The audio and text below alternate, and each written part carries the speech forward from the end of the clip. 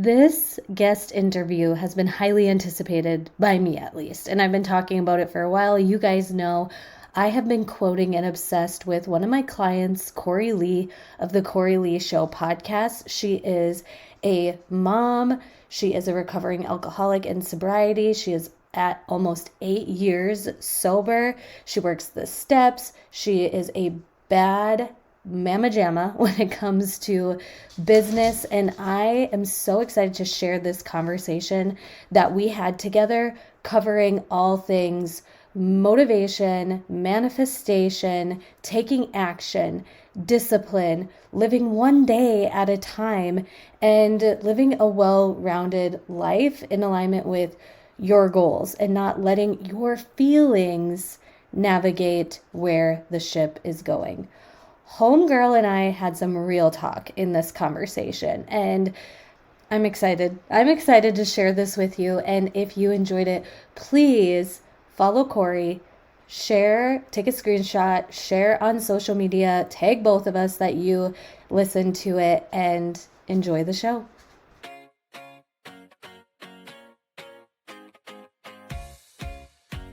Welcome to Living in Sync. This is a wellness and lifestyle podcast for ladies in their 30s. We've got a lot going on, and on this show, we're going to talk about it all. I'm your host, Joelle. If you're into health, wellness, fitness, beauty, fashion, business, career, time management hacks, organization, girl chats, goal setting, mom things, and everything in between, I hope this show supports you in whatever you need today. Let's dig into today's episode.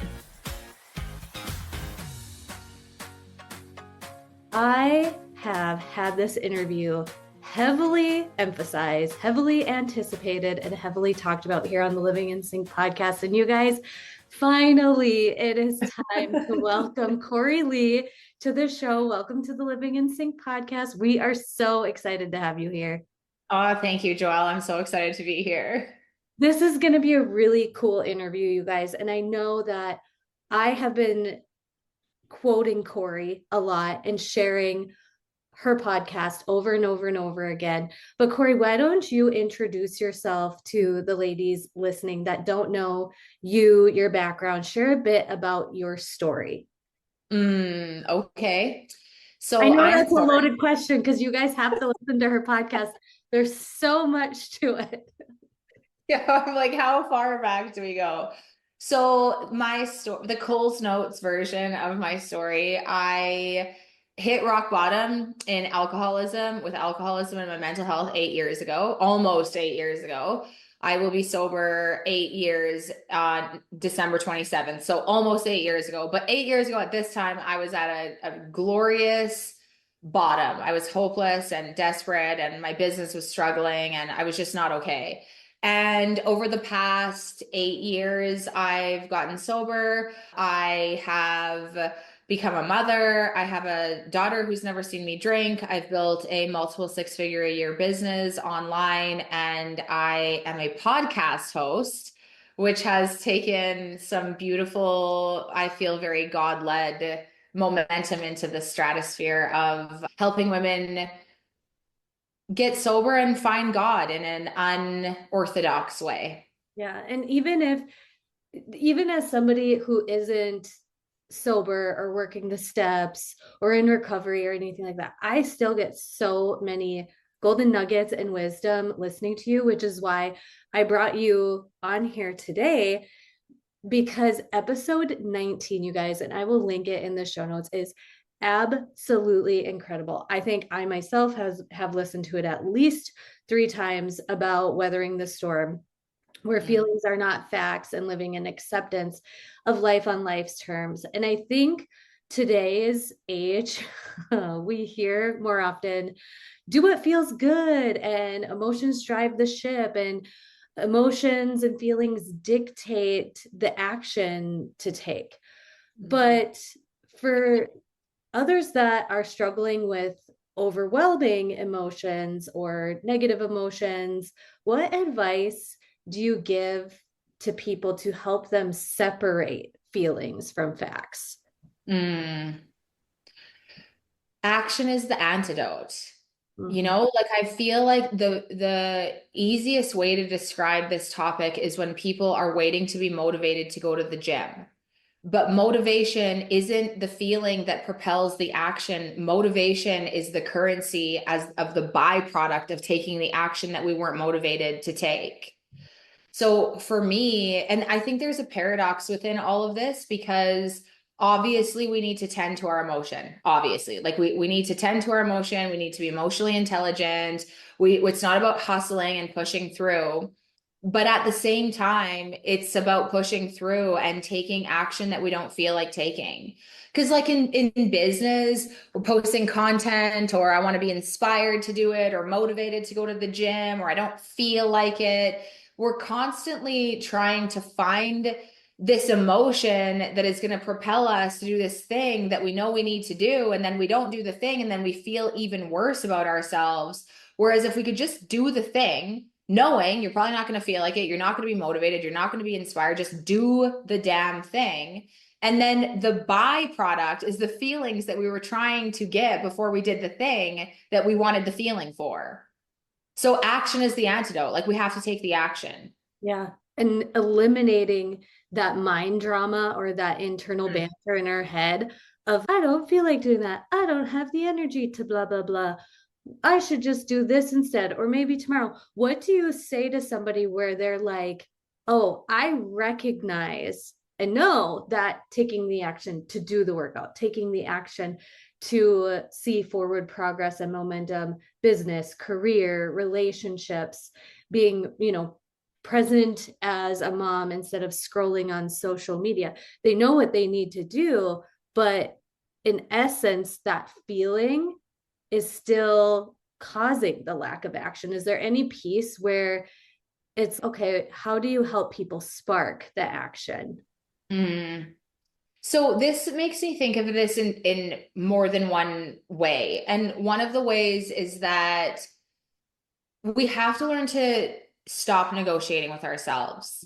I'm So so for that. Yep, go after. there is no negotiation. There is no banter back and forth. Yes, there might be banter, but we're not allowing ourselves to entertain the banter. It's, oh, I wake up and I go to the gym, and I don't feel like it, and then maybe I should wait till. No, we're the banter carries on, and we go and do the thing. And I think part of what gets us stuck is that we want we think, well, once the banter stops, then I will be able to go and do the thing. But we don't understand. No, we're doing the thing with the bantering. Like we're still showing up, and the banter is going to banter, and it's probably going to get quiet after the workout is done or whatever the thing is. I also think though that when we're playing with these concepts is that we have to be really cognizant of where we are currently at and make realistic expectations on ourselves. So if we're a woman who is building a business and we're not posting, and we're also mothering our kids, but we're scrolling, and we've been skipping the gym, and we really want to start a meditation practice, and we should probably start eating better. You're going to fail tomorrow when your to-do list is, okay, well, I'm gonna no more negotiating with myself today. I'm going to eat healthy. I'm going to meditate. I'm going to go to the gym. I'm not going to scroll on social media. Like it's too long of a list. So I think that we habit stack on this, and we pick one area that would be a good focus. And I usually like to work with people on the low hanging fruit. So by the low hanging fruit, I mean like pick a habit that is doable. Like you don't have to pick the big kahuna of all the habits. Just pick something small. And once you've stacked that, it's become a habit. You've learned how to show up without negotiating with yourself, then add another one. But I Mm. think women traditionally are like, oh, it's not a big deal. And then we add 50 things on our to-do list, and then we fail them all. Yeah, yeah, totally. Especially when we're like high level ambitious, and then really, I mean, that could even go off into talking about how I really have heard and seen you live this philosophy of one day at a time. But I want to circle back to stopping the banter. I find that I'm even teaching this to my boys, where the I don't want to, there's just things where I look them in the eye and say, it's not a choice. And it does, it stops the banter. And even, everybody is different, and both of my children are completely different. One tends to want to banter more, where the other is just okay, we're not going in on that. And there are times too where, as a mom, I'm vocalizing to them, I'm not arguing about this, it's not a choice. So I even started using that language for myself, because Kori, my business, and when I was following do what feels good and all of that philosophy, I saw a huge dip in business income. I was not one of the ones that was like, work less, earn more. Like, I worked less, I earned less. It's just how I saw things play out. And when I'm like just confused. What am I doing wrong and what are they doing right? And that was the years of 2021 ish, give or take.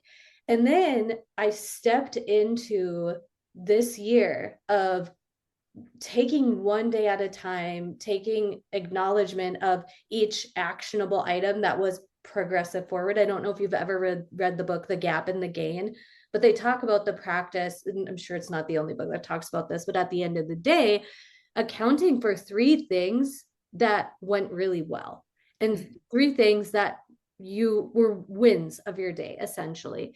And I started doing that in 2023 from a professional standpoint. And I started to see the momentum in business go and grow again. And with the kids, and my people know I have a Patreon episode titled I'm Not a Gentle Parent, because I'm not putting an emphasis on my child's feelings, because there are times it gets dark outside, they don't want to go to the church activities, but I know going to the church activities is good for them, good for us, good for our spirit. And then I try to emphasize at the end, after we pick them up, this actually happened last Wednesday, where I was like, look at you, didn't you have so much fun? You didn't want to go, but good thing we did, because and then listed off the fun things that they had done at the church activities, with some of the physical activities that they're in. Oh, I don't want to go. I still look at them and I'm like, it's not a choice, we became a part of the team. And it's not sweeping the other direction of just being authoritarian in my business or in my motherhood. It's really just emphasizing and sticking to what I know is going to be good for me, not necessarily what feels good. Oh, so good. Because here's the thing is that we have to play the tape through. We're either going to feel good now because we scratch the itch of what do I want to do, which is a very childlike, immature way of approaching life. Or we're going to do the thing that we know we need to do, and then we're going to feel good later. But the thing is that if we're taking the route of instant gratification and going on what feels aligned and what do you feel like doing, we might feel better now. Clicking the snooze button feels better. It feels better to click the snooze button, but it feels worse when you're now panicked in the morning. It feels crappier to wake up with the alarm clock, but it feels better having your morning on fleek. So it's like there's a not good feeling and a good feeling with every choice. It just depends on where you want that good feeling to be. And I prefer to have that good feeling in the long run where it's actually progressing the needle forward. Then I think that what you bring up too around the idea of gentle, air quote, gentle parenting, I think we're way too soft on ourselves as women. This is obviously there's an element where we're way too hard on ourselves and perfectionism and blah blah blah. But in the realm of the context of this conversation, we're to go with the feeling, do what feels right, do what feels aligned, and then we're wondering why am I not losing the weight that I want to lose? Why am I not getting the engagement in my business? Why do I not have money to buy a house? And it's because you keep not doing the thing that you need to do to move the needle forward. So Mm-hmm. we have to get used to doing uncomfortable things. And I just say the same thing to my child and to my inner child. This isn't Yeah. up for negotiation. When Flora's, I don't want to, I say, I don't care. I just don't care. Mm-hmm. I, as your parent, know what's better for you. So you're going to do what I tell you to do. And I feel like in a lot of ways that that's probably how God looks at us, is like we've been given a way of living. And when we argue with it, the thing is that God can't just be like, well, I don't care. Well, the universe says that I don't care. And then we get the byproduct of crappy results from not putting in the action, the effort that we needed to put in because we were too monogamous with our instant feelings. Yeah. And I think this example that just came to mind of a quality of yours that I've seen, experience, and admire so much about you, and this takes me back to my health and fitness coaching days, and probably you're like, yep, I saw that in your health and fitness coaching days, was like, if there is something that creates a roadblock, a barrier, a derail in your schedule, your routine, your plan, you get right back into it without creating unnecessary drama. Because I know a lot of times women delay the action because of a derailment. Oh, we went traveling and I haven't gotten back into routine. And I'm like, well, when did you get back from your trip? It's 2 weeks ago. And I'm like, well, if you forgot to brush your teeth 2 weeks ago, you just put the toothpaste back on the toothbrush and brush it when it was the next most convenient moment. And I saw, you've had some motherhood hiccups, as we all do in this life. And then to see you be like, okay, motherhood hiccup happened. It's not perfect by any means right now, but like just getting back into it. Do you think that is something that came with like discipline in what you talked about with the taking action being the antidote? Yeah, and this where I'm at in my level of discipline has taken me a long time to get to. And I would get derailed and then it would take me forever to get back on track. And the thing is, I heard somebody talk about this in recovery the other day where, how did he word it? He like had accidentally slept in. And this is a person who has the same level of obsession and discipline as I do. But the way that our minds work, whether we're an addict or not, is like, there's like the momentum kind of slides. There's like a loophole. Oh, well, maybe I'll sleep in again tomorrow. And the problem is that if I don't stop that, I'm going to end up skipping the gym for who knows how long. I'm going to end up sleeping in for who knows how long. So for me, the getting back on track after a derail is, I imagine it like running up a hill. If I'm doing hill sprints and I get tired and I stop running up a hill, it's going to be harder to get started. That's just the facts. That's the reality of it.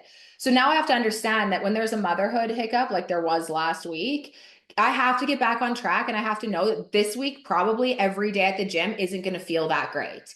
So my feelings aren't facts. I got to just do the damn thing. I'm not going to probably feel motivated. I'm probably not going to feel on top of absolutely anything this week because of the hiccup of last week, but it doesn't matter. I have to be back in action because next week I will feel better. Yeah. Yeah.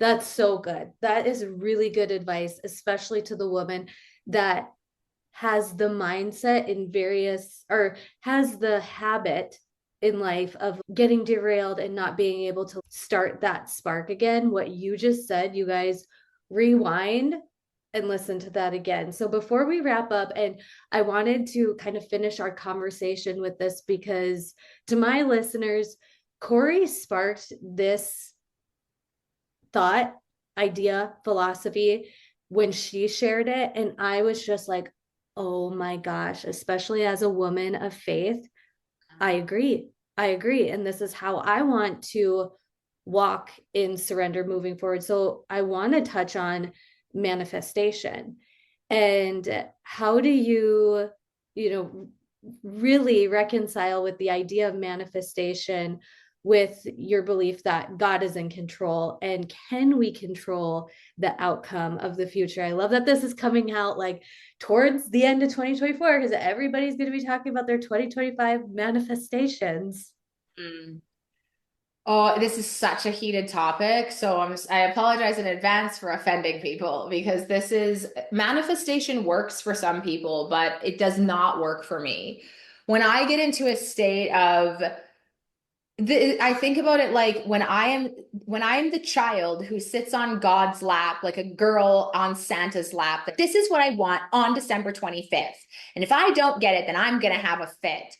This is how I used to work with my higher power, is I would be like, I want, because I was like a big believer in manifestation, a smart goal, put it on a smart timeline. And and I wouldn't get what I wanted when I wanted it. And so the more that I pushed and visualized and try to control the outcome of my life, and the less that I got what I wanted when I wanted it, the more I had beef with God, the more I had beef with the fabric of reality. And so what I've learned over these past almost 8 years living in recovery is my job is to stop praying for myself. My job is to stop visualizing for myself. My job is to ask God, how can I be of service today? My job is to seek out God's will for me and seek out God's will for me and then allow myself to pursue it at whatever cost. And the byproduct of that, and this is where it gets really weird, is I am living a life of things that had I put them on a vision board 8 years ago, I would have fallen so far short. Like God has given me a life, the universe has given me a life by way of surrendering what I think I want, when I think I want it, that has far exceeded what I would have ever planned for myself, and yet is still in alignment with what my deep desires are. So I don't believe we can, I believe we show up, I believe we take action, but I believe the outcome is in God's hands and we don't get to control that timeline. And for a lot of us, it kicks us into scarcity and comparison. I even think about and was starting to question manifestation in the sense of looking at like past relationships, where at that time I thought I was with the end all be all person and I wanted this and our life was going to be that.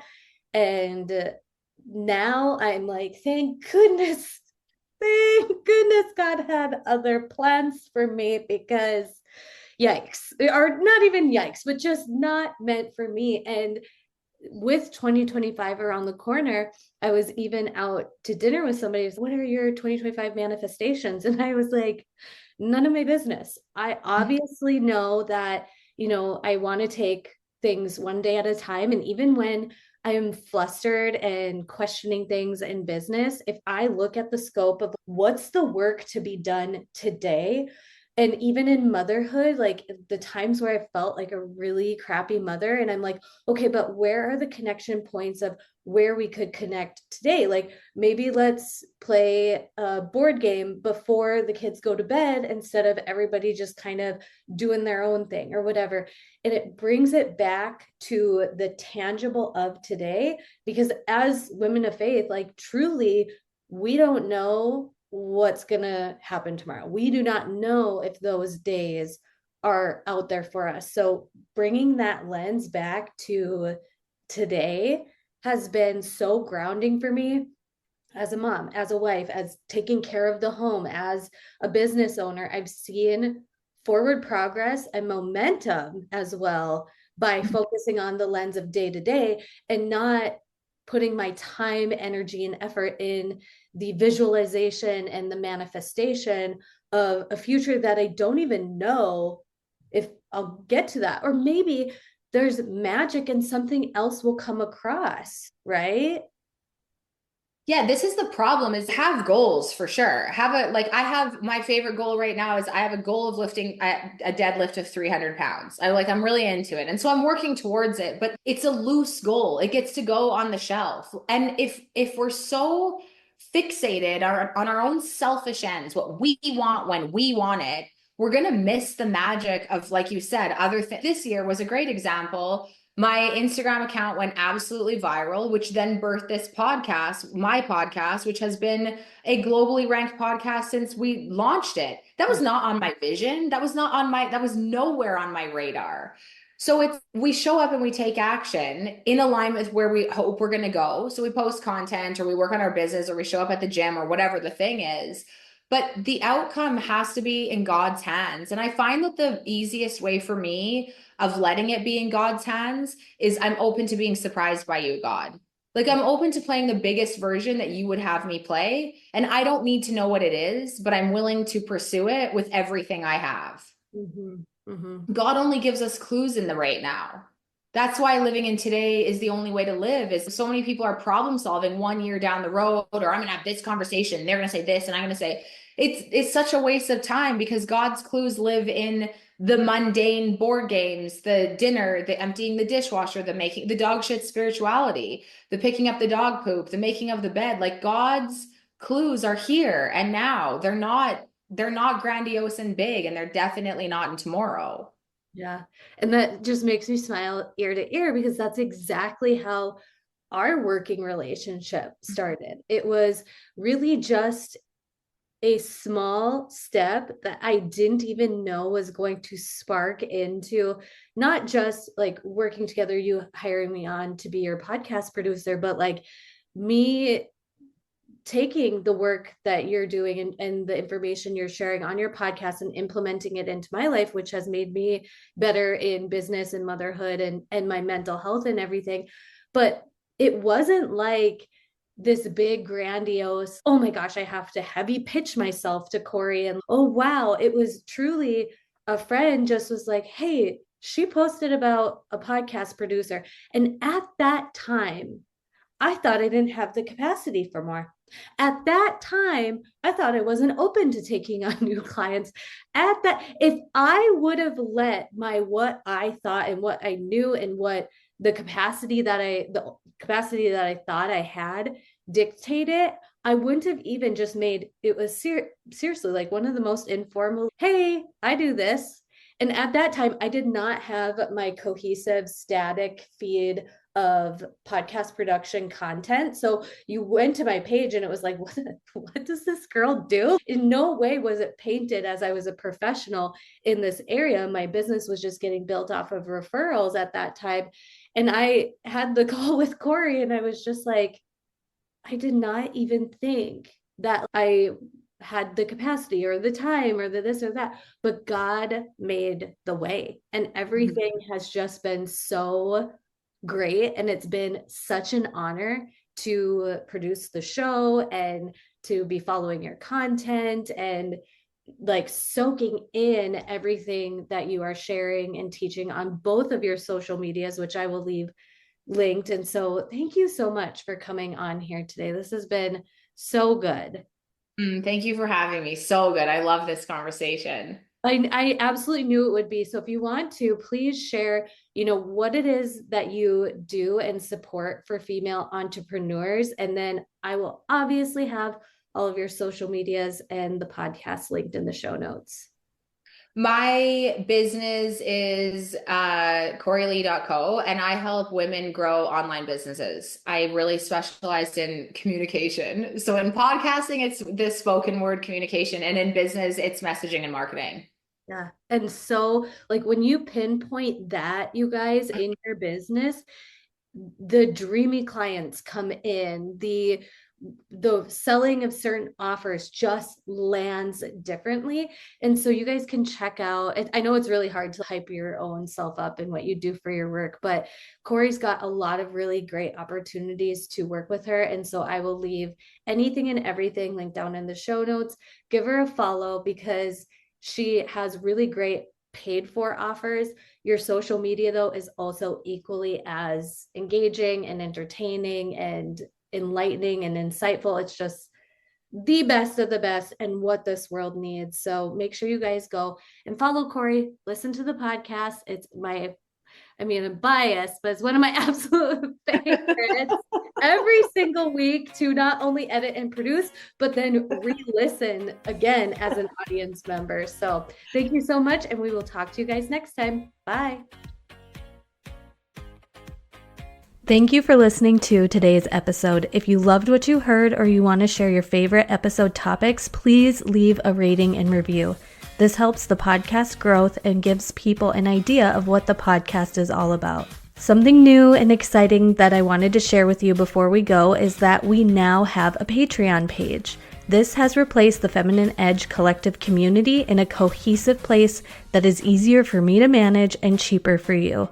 If you are interested in our monthly classes, exclusive day in the life vlogs, Bible studies, community Q&A, and more, go to patreon.com/livingInSync and join for just $5 a month. Check out the show notes for any links or details of things referenced in today's episode, and I look forward to chatting with you in the next one.